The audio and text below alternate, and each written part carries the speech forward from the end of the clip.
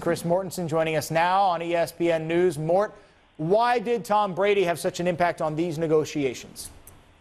Well, it's one of the most unique stories I've reported on in quite a while. And by the way, I had to do the calculation because I was told by a Colts source that it's equal to Tom Brady. Equal is $18 million a year times 5 years. That's the $90 million. I was able to do that. I did get my calculator out. But here's the thing. What's unique about this is that Colts owner Jim Irsay, for almost a year now, it says Peyton Manning will be the highest paid player in football. I'm going to make him the highest paid player. When Tom Brady got his $18 million per year deal a year ago, Irsay made the statement, I'm going to pay him even more than Brady. Brady has set the market, but we're still going to make him the highest paid player.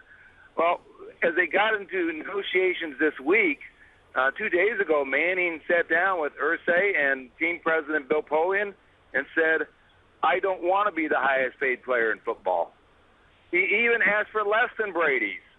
But they actually had a little battle. Jim Irsay wanted to pay him an average of $20 million per year, but Manning didn't want to have anything to do with it, and certainly motivated by the fact that he understands that his legacy is about winning more games. He certainly has a great record of winning. He's won one Super Bowl. He'd like to win more. They'd like to sign some of their own free agents like Joseph Adai and Charlie Johnson, and maybe extend Robert Mathis, go out there and get a couple more free agents.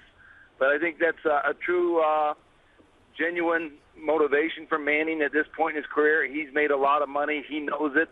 And this has got a chance to be his last contract with the Colts. He only had two, but this would make three in terms of the three contracts that he's had. It's like you take the ball, no, you take the ball. So, all right, in your analysis. It really went like that, I know, by the way. right? It really went like that. But where would the Colts be wisest to spend this leftover money, if you will?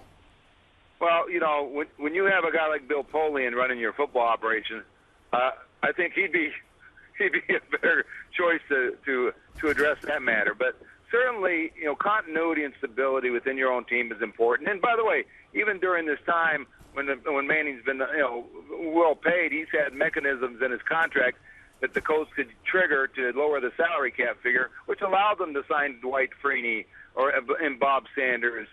Now, re-signing Joseph Adai, the running back, I think is important to them. And Charlie Johnson, their left tackle. Robert Mathis, the defensive end, is coming up and not happy. And then, maybe Ryan Dean, one of the offensive linemen, they've talked about cutting his pay or possibly cutting him.